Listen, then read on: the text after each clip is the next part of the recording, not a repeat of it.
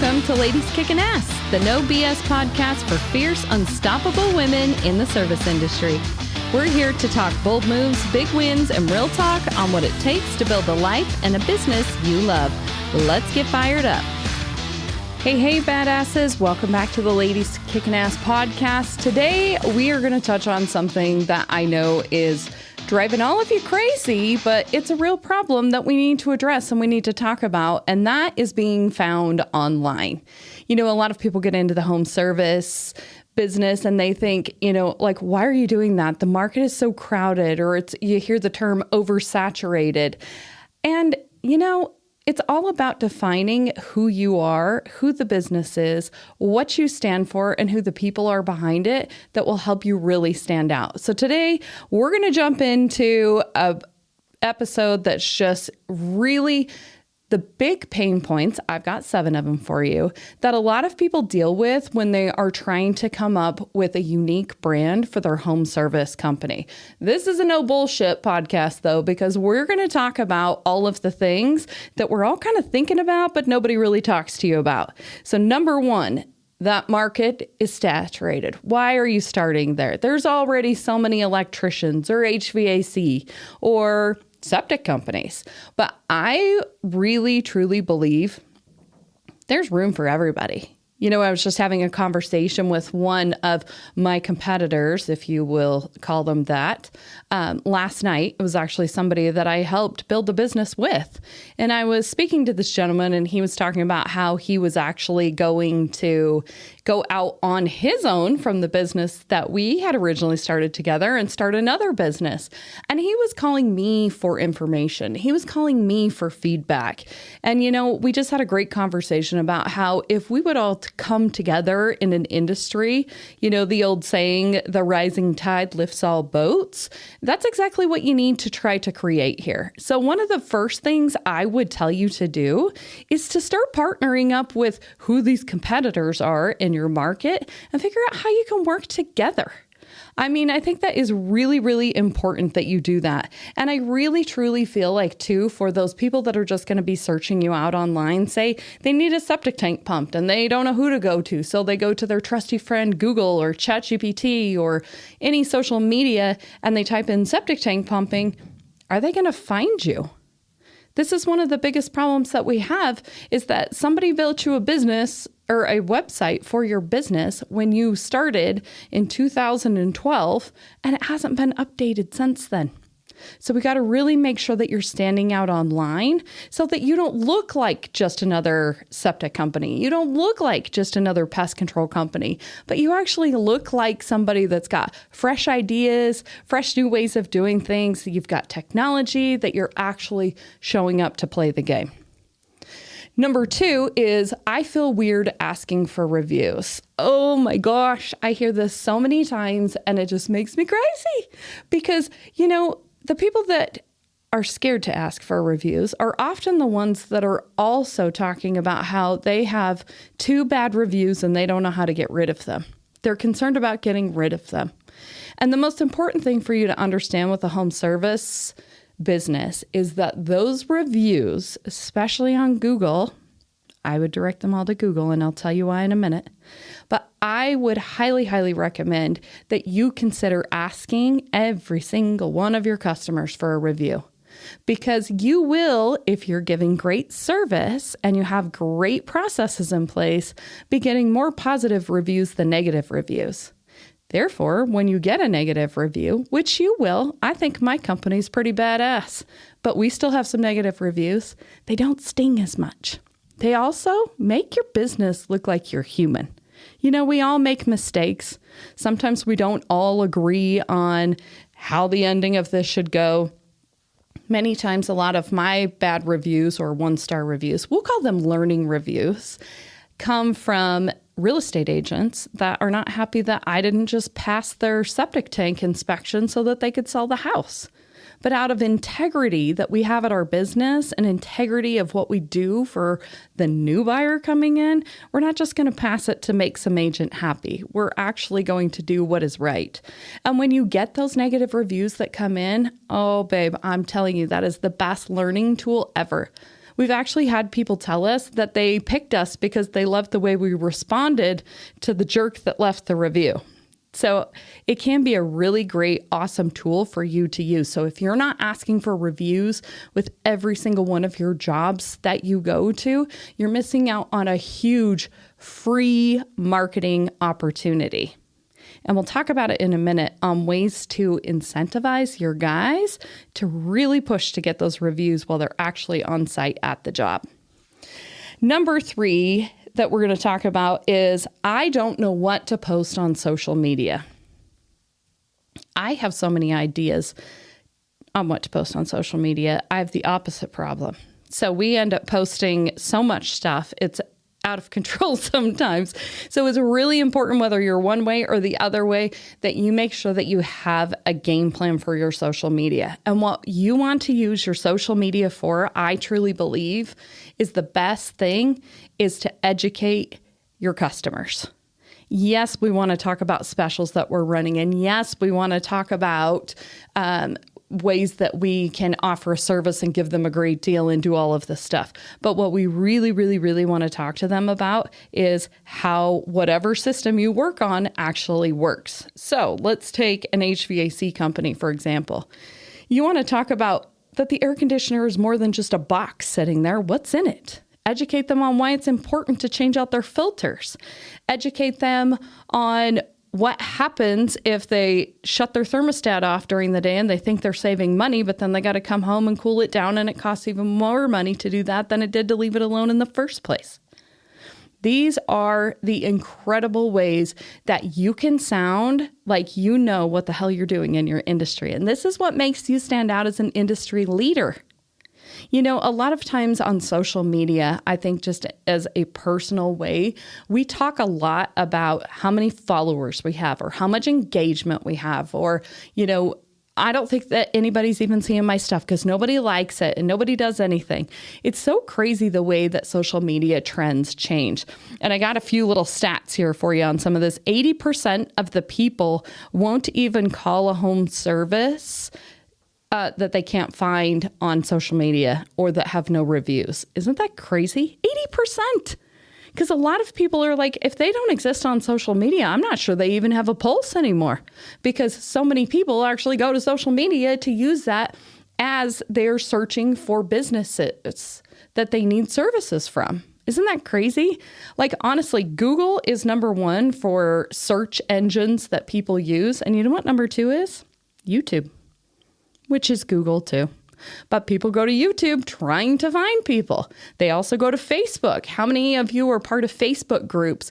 And people will go on and say, hey, do you know a good pest control company? Hey, do you have a great rain gutter guy? Do you have somebody that can come do window shades in my house? They're looking for people. If you're continuously on there pouring in education into those communities you're a part of, you'll be top of mind for those people that are asking for you. So don't be afraid of social media.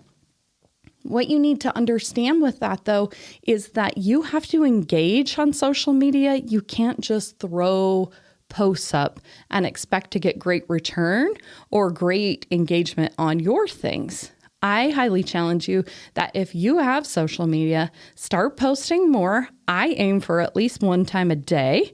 I know that sounds like a lot, but there are not very many people that are seeing your posts. And we'll talk about that when we talk about the resolutions here in just a minute. But you have to be very, very consistent on social media to see any traction happen. And consistency means posting and engaging with other people that you follow. Go in and follow other people that you admire. Follow people from across the country. Maybe you can learn some things from them. When we first started doing social media for our septic company, we just started following a whole bunch of septic companies. And then we started making comments on their things, and they started commenting on our things. And it doesn't really matter whether it's another septic company or a customer or a real estate agent that's doing the commenting. It is that your post is getting some action, so more people will see it. So it's very, very important that you continue that consistency with your social media. The next one that I want to talk about is I don't want to bother people by posting too much. So this is just a slight subcategory under the one we were just talking about. But I talk to so many people at socials, and we'll talk about social media. We'll talk about marketing. And they're so afraid to speak up and tell people about their business. We can't be afraid to talk about our business anymore. Our business is who we are. It's how we take care of our families. It is how we take care of our employees' families. And we have to stop hiding in plain sight. We're standing out here. We're getting irritated that people can't find us online, yet we have free channel opportunities to promote, and we're choosing not to. And this is where there's major stats that come out. If a business has 1,000 followers, it has way low amount of people that are going to see them. Only about 10 to 15% of your followers will organically see that. So out of 1,000, only 100 people will see that. And if you're posting reel or stories, only about 3 to 5% will. Reels do a little bit better because they're a little more favored with the algorithm right now. And I say right now because it changes all the time with Instagram. And so you may get a little bit longer amount of exposure, and you'll see those videos climb in views more so than a post that literally disappears. I mean, think about it. If you're scrolling through Instagram and you get scrolling down and you're like 10 posts in, and then you accidentally scroll back up to the top, I don't know how that happens. It's like a magic little button you accidentally push all the time. But you get back up to the top and you're like, okay, I'll just go back to that post. And then you're like, damn it, it's gone. That's because there's so many people posting all the time. It doesn't live there very long. So if people are in a very small window of time, we'll actually see that post that's there. Let alone if you're just posting on stories. I mean, those suckers are like 30 seconds or less, and then they're gone after they watch them. So that's not the best way to get a lot of traffic either. Right now, we're seeing a ton of engagement on Instagram through carousels. Now, if you're new to social media, that might blow your mind. Just hit up ChatGPT and talk to them about what a Instagram carousel is. But we're seeing a lot of great traction on those. People are staying on posts longer, and they're engaging, and they're reading, and they're learning. And we're testing some of this out with our business. I know with the Ladies Kicking Ass following on Instagram, my carousels are doing way better than anything else is. And so it's really important that you continue to test and try new things just so that you can make sure that you're staying with the trends and the ever-changing, hellish, bullish algorithm that we're all indentured to. Number 5, and this is a big one. I don't know SEO, which stands for search engine optimization, if you don't know. So I just kind of ignore it. That is literally like forgetting to unlock the door to your business every single day online. There are a lot of different facets to SEO, and there's a beautiful ability now with AI to be able to learn a lot about it. And if you can learn just a few things that you can go into your website and optimize, fantastic. I say that because a lot of service businesses tend to build their own websites. And if you're one of them, then you need to learn SEO. It's so important. You could have the most beautiful boutique store, and if you never unlock the door, nobody can come in and explore. And that's really the way that I want you to think about SEO. If you aren't updating, if you're not making it look fresh and new, and it looks like you built it for an old school monitor and it's teeny tiny print and it was built in 1995, people will think that business is outdated and they'll skip to the next one. We want to make sure that we're staying fresh and relevant, and we want to make sure that we're continuously adding content to our site or changing it up so that we can be indexed by Google, and that's how you start organically being found online. Now, I know there's a lot of people that are talking about AI taking over the organic reach of your website, and I will tell you what I've found with this with my septic company. We have a very robust blog on our website. And what I mean by that is that we have over 100 posts that talk about different things pertaining to septic systems. We post those blogs on different Reddit threads. We have definitely indexed them on different YouTube videos that we post on YouTube. But the more we stretch out that blog content, the more we are actually appearing as the actual brains of what AI is pulling the material from. And I'll give you an example. So if I get on Google and I type in, what is a seepage pit? 2 of the 3 results that come back from Google's AI are direct links to blogs on the Priority Pumping website, which is pretty cool. A lot of people aren't talking about them. Also, if you're in an industry like I am in septic, where people don't really utilize blogs and they don't take the free opportunity to educate their customers through their websites, you have massive ability to rank in that area, especially if people are searching by location. So be sure to make sure that you are just optimizing the hell out of your blogs.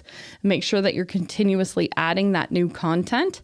It can also be that you are adding that into your Google business profile. Some of you may know it as Google My Business. It's GBP now, Google Business Profile. If you are adding updates consistently in there, AI is starting to pull from those Google business updates as well. So be sure that you're keeping your content nice and fresh on there so that you can continue to roll with all of the new things that AI is actually putting out there.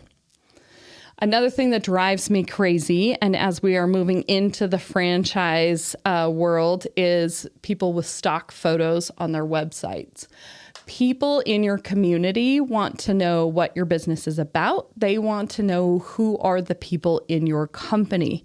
Use photos of your technicians, use photos of your trucks, your fleet, your office staff, whatever you need to do, whether that is hiring a photography student for $100 to come take photos, or if you actually splurge and spend $1,000 on a branding shoot, it'll be the best $1,000 in marketing that you spend, because the ability to use those photos and those behind the scenes and videos that you'll get from that shoot with a professional will last you an entire year. I suggest that people do this at the beginning of every single year, as we know that our teams grow and we have people come, we have people go, and we want to make sure that we're inclusive of the people that are there. But that is one of the best ways for you to be able to stand out and be unique. One thing that we see often in our septic business, and if you go into Canva, it drives us crazy. My marketing guru at my office, Heidi, and I laugh at this all the time whenever we get it on to other people's websites. It's like blue pants that looks like he's kind of working on a railroad, and he's got like yellow dishwashing gloves on, and he's pulling a septic hose. I don't know who took the stock photography, but they had to have made a fortune, because every septic company, I swear, has these photos on it. Make sure that you're showing who the technicians are. Who's going to show up at their house? Like, who the hell's Seth? Who's Heidi? Who's Lauren? Do you ever get on the phone with people and you like try to picture what they look like after you talk to them on the phone? Our people show up all over our social media. They're all over our website. I refuse to use a stock image for anything. And that's what I would love for you to start thinking about when you're building your brand. How are you unique? How are you different than the others? Do you want to show up with blue pants and yellow gloves like all of the competitors? Or do you want to show up and look like you're an actual human in the community? And that's a house from Arizona in the background, not a mansion from California. You know what I mean? Not that we don't have mansions here, but they do look different. You know what I'm saying. And last but not least is that you never talk about your business. You're out with friends, you're out at events, you just want to talk to everybody else about what they do. And you're like, I just have a little, window shade company. I just have like a little floor cleaning company. I just do floors. Be proud. Stand up tall and be so proud of what you do. When you have passion around your business and the things that you do for others, you will transfer that passion into that person, even wanting to know more. When I go to an event and people ask me what I do, is I teach people about wastewater. I have a septic and commercial wastewater business, and we love to educate people on the best way to maintain those. Oh, well, is there a lot of septic here? Like, people will just automatically start asking you questions because you just told them that you love to educate people on it. It's a great opener, and it's a great opportunity to be able to tell people what you do without just saying, I own a septic company. And then you jump to the next thing. I'm so passionate about teaching people what to do with their systems or how to take care of them to avoid having costly repairs to take care of them, even though I do those costly repairs. I'd love to see people get 50 years out of a system. We know indefinitely it's going to fail at some point. That's just how they work. But I would love to be able to educate them on the things that they need to know about that system to make sure that it's not going to fail earlier than it should have because of lack of attention and maintenance. So be able to have conversations with people. And if you're not sure what to say, stand in front of the mirror and have a conversation with yourself. Think of some things. I know you hear me talk about ChatGPT all the time, or whatever your favorite AI is now, because there's so many of them. But jump in there and just brainstorm. Hey, I'm going to a mixer tonight. What's a great way to lead off talking about my window washing company? It's fascinating once you kind of teach it the way that you talk, what it actually comes up with. There's so many opportunities out there now to just ask questions and get answers from that we can no longer use. I don't know how to do SEO. I don't know what to post. I don't know how to ask for reviews. I don't know is not an excuse that we're going to take into 2025. We're going to start finding solutions for this.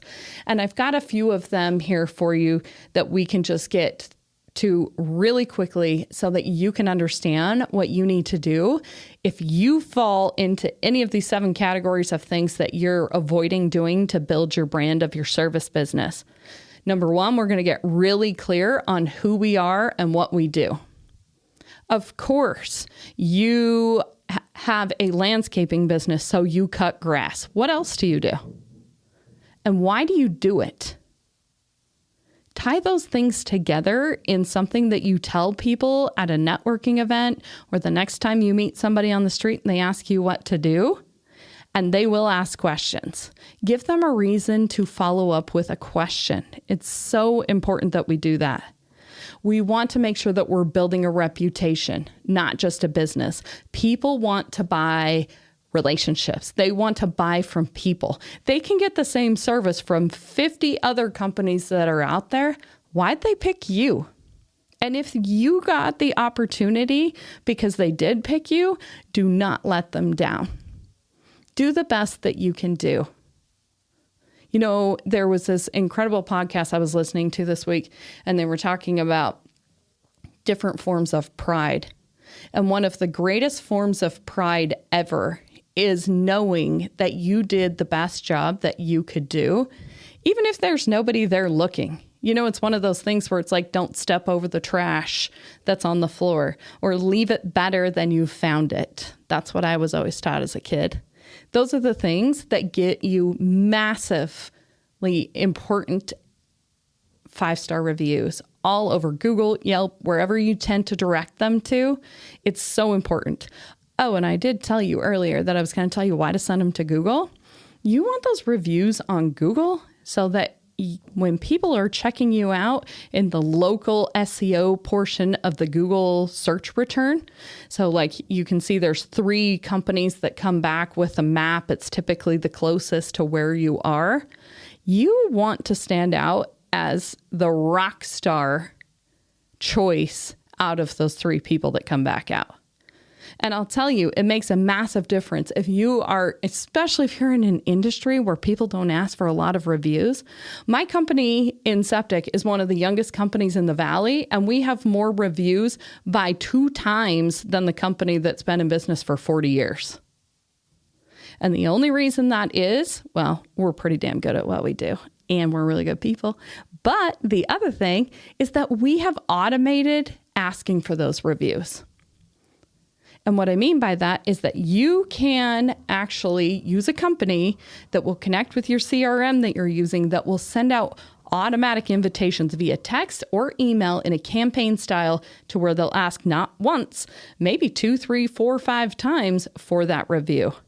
We get more reviews on the second touch meaning second text message that goes out, than any other way. So be sure to set that up as automating. If you need help with that, please reach out to me. I'd be happy to help direct you in a way in the software that we use for that. But it is super, super important that you do that. And then incentivize your technicians to talk to them about leaving a review. I pay my guys $50 for every review they get back that has their name in it. And let me tell you, they're pretty incentivized to keep talking to people about that. And I know not everybody will leave one, but if you can talk to them about that and the guys can reinforce it while they're out there, and then you have a campaign that's automated, you'll get a lot more reviews than just asking them one time via email after a service is done that they may or may not read. The next thing is getting personal with your account. Get personal with your social media accounts. Get personal with your website. Let them see who the people are behind you. People love stories. Why'd you start this business? Why did you start it in the area that you started it at? What do you do for the community? How else are you involved in different kinds of businesses? And what is your background? People are very interested in that.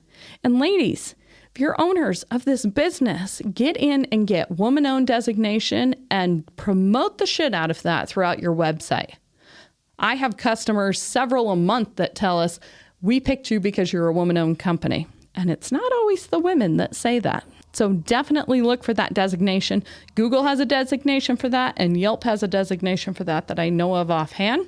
But if there's another place where you like to have business listings at, definitely put in there that you're a woman-owned business. It's really important. We want to show up, we want to stay consistent, and we want to make sure that we are really being the true, authentic people that we say we're going to be. If we say we're going to come out and do a great job, go out and do a great job. And if you have employees and sometimes you're kind of, this one's subpar and this one's kind of here and there, make sure that you set a new standard this year in 2025. What is the standard to work at your amazing business? What is the standard for them to excel at this incredible business that they've chosen to work at? It's really, really, really important that we do that. So I want you to agree with me today as we wrap up here that we're not blending in with everybody else anymore.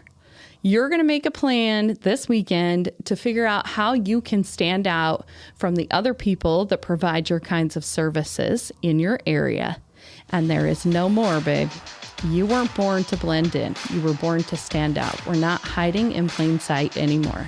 Now go kick some ass. That's a wrap, ladies. Now go out there, own the hell out of your dreams, and keep kicking ass. Want to keep this fire going? Connect with us on social. All the links are in the show notes. And if you're ready for a sisterhood that levels up life and business, be sure to check out Badass Inner Circle. Stay bold, stay fierce, and be unapologetically you. I'll catch you on the next episode. Let's do this.